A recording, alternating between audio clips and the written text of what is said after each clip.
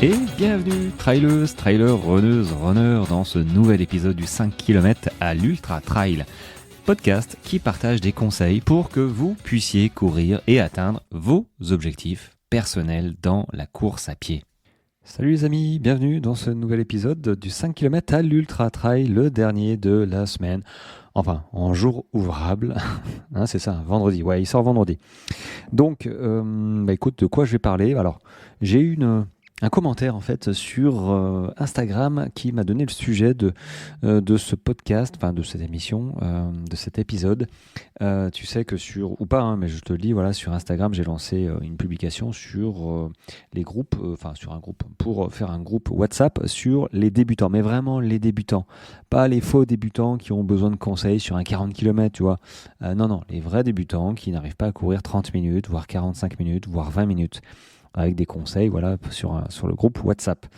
Et j'ai eu un commentaire de, je sais plus comment il s'appelle, Ultra Runner, je sais pas quoi, qui m'a dit et nous alors pour les courses longue distance avec un petit smiley qui pleure. Alors oui, du coup ça m'a donné l'idée du sujet. Alors je vais pas créer un groupe WhatsApp pour donner des conseils pour préparer un ultra, parce que j'en donne, je trouve, suffisamment sur Instagram, dans la newsletter. Enfin, voilà, je vais aussi en parler d'un petit peu plus, parce qu'effectivement, c'est pas forcément ce que je donne en priorité, parce que la majorité de ceux qui me suivent, finalement, ne sont pas des personnes qui courent déjà 100 ou 160 km. Ils n'ont pas forcément besoin de conseils pour réussir un 160 km. S'ils courent déjà 100 km, bon, ils sont fait leur chemin, leur expérience. Donc moi, j'essaye d'aider ceux d'avant pour arriver justement à courir ces distances. Donc je parle un petit peu moins d'ultra, c'est vrai. Mais du coup, le sujet de l'épisode, il m'a donné le sujet de l'épisode. En fait, j'ai pensé te dire, en fait, en combien de temps, voilà, combien il faut, à partir du moment où tu débutes, pour envisager de courir un ultra. Alors, je vais être très clair. Même si c'est pas la bonne définition, pour moi un ultra c'est un 100 km où tu passes une partie de la nuit. Bon, voilà, d'accord, pas d'accord, je sais que on va dire qu'un ultra c'est 80 km, mais 80 km c'est un petit peu court. Moi j'ai toujours cette notion de nuit. Alors voilà, c'est assez personnel. Je conçois parfaitement qu'il y en a qui disent un ultra à 70, 80 km, ça me pose aucun problème. Moi, perso, maintenant, alors avec les distances que je fais, moi un ultra c'est 100 parce que la barre... et ça a été comme ça dès le départ, en fait. Quand j'ai couru un 70 km, je me suis pas dit que j'ai couru un ultra. Je me suis dit, tiens, j'ai fait un trail long. Voilà, un trail long. J'ai couru dans la journée 10 heures. Bon, bah voilà, ça reste un trail long pour moi, toi. Et puis quand j'ai fait l'Ultra-Ariège, le 100 km, ouais, enfin 105 même, parce que je me suis perdu, le fait de voir afficher ces chiffres 1-0-0 sur ma montre, je me suis dit, ouais, ça y est, j'ai atteint la barre d'un ultra de 100 km et avec la nuit qui allait avec, alors je l'ai fait en 20 heures, donc tu vois, j'ai pas passé non plus une nuit complète. Mais du coup, pour moi, un ultra, voilà, c'est 100 km. Mais ça reste purement informatif et si toi tu considères que c'est 70-80 km, bah, ça me va aussi, toi, il y a aucun problème. Ça, c'est que des étiquettes que je mets ou qu'on se met, toi. Donc, la question, en combien de temps courir un 100 km à partir du moment où tu débutes, la réponse est un peu chiante en fait.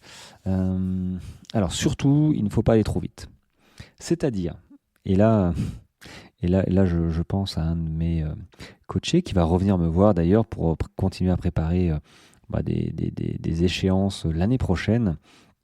Il va peut-être se reconnaître, hein, Simon, qui a couru un 50 km la Belle Donne, c'était quand? C'était en juillet, voilà, cette année, hein, j'allais dire l'année dernière, mais non, c'est cette année, qui veut courir un 100 km l'année prochaine. Et je lui ai un petit peu... Alors, il court que 3 fois dans la semaine, c'est compliqué, tu sens que le volume sera un petit peu léger, mais même avec 3 séances dans la semaine, il a couru un 50 km, plus ou moins, voilà, ça a été, hein, en plus, hein, il n'était pas au bout de sa vie. Donc potentiellement, comme je l'ai dit, 100 km, ça peut le faire. Mais tout dépend. Enfin, il y a beaucoup de variables En fait, il y a beaucoup de variables et je lui ai dit, écoute, tu peux courir un 100 km peut-être, sûrement, peut-être, tu vois, mais tu vas terminer dans quel état? Déjà, tu vas terminer dans quel état? Et puis derrière, est-ce que tu es prêt peut-être à être blessé, d'avoir une fracture de fatigue, d'avoir un syndrome rotulien, un truc qui dure des semaines, quoi, qui t'empêche de courir. C'est surtout ça qu'il faut voir. Donc, doubler une séance, doubler une distance comme ça, et puis tu doubles, c'est pas, tu passes du 10 à 20 km. Là, c'est de passer de 50 à 100 km. Waouh, c'est compliqué. En plus, dénivelé, forcément, 100 km. Il habite vers Grenoble. Bon, voilà, c'est du 6000 mètres de dénivelé. Donc, c'est compliqué pour le corps, point de vue progression, progressivité, d'être bien, quoi, au bon niveau. Donc, alors, si tu pars de zéro, voilà, tu débutes, tu cours régulièrement, tu progresses, tu fais des 10 km, des 20, des 30, des 40. Bon, sincèrement, passer à un 100 km avec du dénivelé, allez, il faut compter, à mon sens, il faut compter au minimum 3-4 ans. Mais ouais, minimum. Si je dis 3 ans, 3 ans en fait, c'est si tu fais du vélo. Ouais, tu fais du vélo, du VTT, vélo, très régulièrement, donc tu as un petit niveau quand même en vélo. Le vélo, c'est un sport qui aide vraiment. Donc oui, ça peut aider à avoir déjà une petite condition physique adaptée à la course à pied. Et puis ça n'empêche pas évidemment d'avoir un entraînement spécifique, course à pied, parce que le vélo ne fait pas tout, ça reste un entraînement croisé qui est un complément vraiment chouette, mais ça ne reste qu'un complément. Donc, allez, je vais te dire 3 ans minimum pour faire un 100 km si tu as un bagage sportif au départ. Maintenant, si tu l'as pas, un petit peu comme moi, j'étais sportif, mais vraiment comme ça, quoi, pas plus que ça. Bon, moi je pense qu'en toute sécurité, 4-5 ans, le temps de faire des 10, des 20, des 30. Quand je repense à mes débuts, tu vois, se dire 30 km ou 40 km, c'était énorme quand même. Avec du dénivelé, je dis mais comment ils font les gars pour courir 40 km? Et puis de fil en aiguille, j'ai pété comme ça ces distances, et puis 40, ouais c'est ça, 40, 42 des maratrails, tu vois. Et puis des 70, et puis des 100, 160, et puis j'ai continué par la même occasion. Mais du coup, tu vois, il faut absolument avoir cette notion de progressivité parce que, ok, tu as un entraînement, t'as un entraînement physique, ok. Tu as une capacité physique, chacun est un peu différent au départ. Tu fais tes entraînements, ok, il n'y a pas de souci. Mais entre toi et moi, le running et encore plus le trail, et des courses d'endurance comme on fait, enfin comme je fais, et puis comme d'autres font, sur des ultras où tu cours 10, 12, 15, 20 heures, 30 heures, 40. Est-ce que l'entraînement pur est la clé pour réussir? Tu passes d'un 50 km à un 100 km. Est-ce que l'entraînement, c'est-à-dire, allez, tu passes à 4 séances par semaine ou à 5 séances par semaine, tu fais des bonnes séances, sorties longues, tu fais des séances de côte, tu fais de l'EF, bref, tu fais un entraînement, voilà. Est-ce que ça t'assure de réussir ton 100 km? J'ai envie de dire non. Ça t'assure pas. Déjà, quand tu passes d'un 50 à un 100, il y a quand même un step. Je crois qu'il l'a couru en, je sais même plus, 7 heures, 7-8 heures, je crois, max, son 50 km. Donc bon, voilà, ça reste une course dans la journée. Maintenant, tu cours sur un 100, c'est plus une course à la journée. C'est plusieurs ravitaillements. C'est l'alimentation. Comment tu digères au bout de 15 heures? Parce qu'on en est là, c'est 15, 20 heures, voire plus. 15 heures, c'est rapide. Surtout un 100 km montagneux, tu vois, avec du dénivelé. C'est ça qui pose problème, qui nous ralentit en fait. Donc l'alimentation rentre en jeu quand tu commences déjà sur un 40 km, ça rentre en jeu, mais bon, moins tu passes de temps sur ta course, et finalement, moins l'alimentation a un rôle prépondérant, surtout dans l'échec de ta mission, mais de ta course. Plus tu passes de temps sur ta course, moins tu as de certitude concernant ton alimentation sur ta faculté à digérer. Moi, au début, je ne savais pas si j'allais bien digérer ou pas. Et même actuellement, quand je vais repartir sur une course, je ne sais pas si je vais réussir à manger comme je veux. Je sais que c'était quoi? C'était l'année dernière, hein, sur le Grand Raid des Qatars, bah, d'ailleurs que je vais refaire cette année, le 24 octobre. L'année dernière, bah, du coup, j'ai eu mal au ventre pendant les 80 premiers kilomètres. J'avais des crampes d'estomac, ça datait de la veille, tu vois, j'étais pas bien. Je dis putain. Et la seule chose que j'ai réussi à manger, ce sont mes barres Beauty Sané, chocolat cacahuète. Le reste, ça passait pas. Et heureusement que j'avais ces barres-là, mais elles ne seraient pas passées. Ah, ça aurait été bien compliqué. Et puis finalement, au bout de 80-90 km, j'ai plus pensé à mon estomac. Et au bout de 100 bornes, quand je suis arrivé au ravito, j'ai dit tiens, j'ai arrêté de penser à mon estomac. Et c'est là où je me suis dit bah oui, j'ai plus mal. Et après, hop, c'était passé. Mais du coup, tu vois, ton entraînement, de dire est-ce que je suis capable de passer de 50 à un 100 km ou de faire un 100 km en 3 ans, bah, peut-être que tu es capable. Peut-être que physiquement, tu es capable. Mais est-ce que ton, j'allais dire ton tube digestif, mais ton estomac, lui, est capable? Est-ce que tu sais si tu arrives à digérer quelque chose?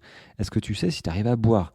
Est-ce que tu sais si tu as faim? Toi, expérimenter au travers de courses que tu as fait, des 20, des 30, des 40, des 50, des 70, et pas passer de 40, 50 à bim, à 100. Si tu vas trop vite, tu n'auras pas ces certitudes-là, tu n'auras pas ces expériences-là, et tu vas avoir beaucoup d'inconnus en fait. Et quand tu as trop d'inconnus sur une course, alors ok, ça peut très bien se passer, mais ça peut aussi moins bien se passer. C'est en ça où c'est compliqué de te donner une durée en fait de préparation. Moi, j'ai envie de te donner une durée minimale qui est vraiment de 3-4 ans. Mais 3-4 ans, si tu es déjà un petit peu aguerri, si tu as déjà un bagage sportif, mais même si tu as un bagage sportif, 3-4 ans, ça va pas t'apprendre de savoir comment tu réagis sur un 60 km, sur plusieurs dizaines d'heures d'efforts, en fait, comment ton estomac va accepter. Et puis toi, qu'est-ce que tu dois manger? Il faut bien que tu te fasses des expériences sur des plus petites distances. Et si tu vas trop vite, bah, tout ça, tu auras du mal à l'expérimenter. Et tu vas peut-être arriver sur ton premier ultra, tu dis, allez, je vais me faire un 100, un 160. Et tout ça, ce seront des inconnus pour toi. Et il y a beaucoup de choses à gérer qu'on a du mal à maîtriser quand on attaque une nouvelle distance, et notamment une distance comme ça d'endurance, d'ultra. Le sommeil, la gestion de l'effort. Quand tu arrives à 80 km, tu es déjà un peu cramé, un peu beaucoup, et là, tu passes dans d'autres qualités de coureur pour terminer ta course, pour avancer, pour te laisser le temps de refaire un peu surface quand tu baisses un peu le pied, ce qui est normal.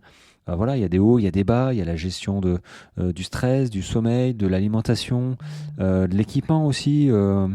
C'est tout ça, si tu vas trop vite, ok, peut-être que physiquement ça tient, mais à côté de ça, il y a tellement de choses, de variables, la prépa mentale. Si t'es pas prêt à ce qui va t'arriver, si t'as pas anticipé, si tu t'es pas préparé, bah tu vas les ampoules, toi, tout ça là, il y a tellement de variables que peut-être ça peut passer, mais peut-être que ça passera sûrement pas. Donc, je dirais, moi, voilà, le temps minimal à partir du moment où tu as commencé à courir, c'est 3-4 ans minimum si tu as déjà un bagage. Et si tu n'as pas de bagage, c'est plutôt 4-5 ans. Voilà, que tu cours pour toi 10 km au début. Bon, ça te tire un peu, mais tu arrives quand même à courir 35 à 45 minutes. Après, tu es courbaturé. Voilà, ça me fait penser à moi, tu vois. Mais tu arrives quand même à courir 30, 40 minutes. Euh, Ça va. Donc là, tu peux envisager effectivement un ultra 4-5 ans. Mais il faut pas vouloir aller trop vite. Sincèrement, enfin moi, le but du jeu, c'est un, pas de me blesser, et deux, de terminer mes courses en bon état pour pouvoir profiter et continuer à courir surtout, tu vois. Ma dernière course, là, sur la Swiss Peak, j'ai décidé d'arrêter parce que je m'étais blessé. J'aurais pu continuer, peut-être. J'aurais pu terminer, sûrement pas. Mais j'aurais pu m'obstiner à vouloir continuer absolument, tu vois. Quitte à me faire vraiment une grosse blessure. Et là, voilà, si je m'étais pas écouté, si je m'étais pas raisonné, bah là, mon grand raid des Qatars dans une semaine, sincèrement, j'aurais pas pu. J'aurais pas pu. En plus, j'aurais pas terminé ma Swiss Peak. Et, et en plus, du coup, j'aurais pas pu continuer à courir parce que j'aurais été réellement, vraiment blessé. Donc j'étais aussi réellement blessé avant, mais vu que je me suis arrêté je trouve, au bon moment, bah, ça m'a permis de récupérer relativement vite et d'enchaîner derrière. Donc ça, il faut être capable aussi de se le dire Et c'est pas facile de se dire ça quand on est sur un premier ultra, qu'on veut absolument finir. Il faut être capable de se poser cette question, est-ce que je veux absolument terminer cette course, quitte à ne plus pouvoir courir derrière parce que je serai blessé? Il faut se poser cette question. Où est-ce que tu places l'importance de ta course par rapport à ta santé, par rapport à ta pratique sportive dans le futur? Je veux dire, un ultra, tu le cours pas cette année, tu le courras dans 6 mois ou dans un an. Sincèrement, il n'y a pas de... Il y a pas de question de vie ou de mort. Les courses, c'est pareil. T'as pas pu t'inscrire à ton semi-marathon, bah écoute, c'est pas grave, tu feras le suivant.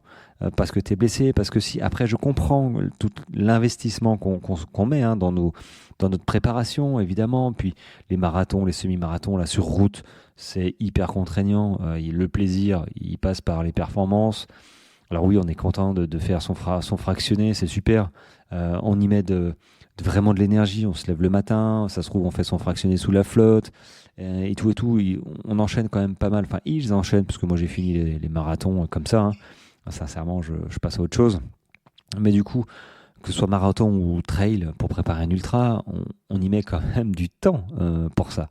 Donc c'est vrai que le premier a toujours... c'est le premier, quoi. Et du coup, j'aimerais relativiser quand même en disant, ok, c'est le premier. Mais c'est pas parce que c'est le premier qu'il faut faire justement n'importe quoi. Et j'ai envie de dire, hypothéquer tes chances de recourir en bon état derrière. Si tu mets 6 mois à te remettre en état parce que tu as un TFL qui t'embête de plus en plus, un genou qui grince, qui n'en peut plus, et bah c'est un petit peu dommage. Enfin, après, si c'est clair avec toi, si tu es clair avec toi-même en disant, ok, je veux absolument finir, et que tu dis, ok, quitte à me blesser, je veux finir. Bon, ben voilà, c'est clair avec toi. Mais faut être clair. Moi, je voulais pas me blesser. Après ma sous-pique, voilà. De toute façon, c'était trop long. Il restait 60 bornes et 5000 mètres de dénivelé. Alors, non, c'était too much. Mais ceci étant dit, il serait resté 15 bornes. Je pense que j'aurais continué. Avec toute l'avance, j'avais 24 heures d'avance, hein, je veux dire, au moins. Bah, j'aurais continué, j'aurais serré les dents, je pense. Donc bon, voilà, il faut relativiser aussi mes propos. Moi, j'avais 60 bornes. Peut-être que toi, si t'arrive quelque chose au 80-85e, qui te reste pareil 15-20 bornes sur un 100, ton premier 100, qu'est-ce que tu fais? Bon, voilà, chaque situation est un peu différente, mais il y a tellement de variables à penser, hormis l'entraînement purement physique, hein, que c'est en ça que la préparation d'un 100 km, d'un 160 est compliquée à gérer et demande du temps. Et ce temps, bah, je l'ai dit, hein, c'est 3, 4, 5 ans minimum pour atteindre des objectifs de simplement terminer en étant en bon état et de profiter. Voilà. Allez, sur ce, j'espère que je t'ai un petit peu aiguillé, que je t'ai peut-être donné quelques pistes si tu prépares ou si tu te posais cette question. C'est vrai que chacun est un peu différent, mais n'empêche, il y a quand même des stats qui existent et des expériences, notamment la mienne aussi, qui me font dire attention, n'allez pas trop vite en besogne en pensant que ça se démocratise de plus en plus et donc c'est de plus en plus facile. C'est absolument pas vrai. Voilà, donc allez-y doucement. Piano, je savais pas ce mot-là effectivement hier. J'avais crescendo, mais j'avais pas l'inverse. Donc allez-y, piano. Et voilà, votre corps vous remerciera et vous remerciera en vous permettant de courir à peu près tous les jours et surtout d'atteindre vos objectifs de course. Allez, sur ce, en parlant d'objectifs, je suis hyper content, les amis, parce que je crois que j'atteins une nouvelle barre, pas historique, mais une très belle barre au niveau des audiences, des écoutes sur le podcast, sur l'épisode d'hier, notamment sur comment se craquer sur une séance en endurance fondamentale, vraiment. Ça arrive, on peut se craquer aussi, hein, mais il n'y a pas de mauvaise séance non plus. Faut pas, voilà, à partir du moment où tu cours, bah voilà, écoute, c'est toujours mieux que de rester dans son canapé avec une bière et des chips, quoi. On en est là, quoi.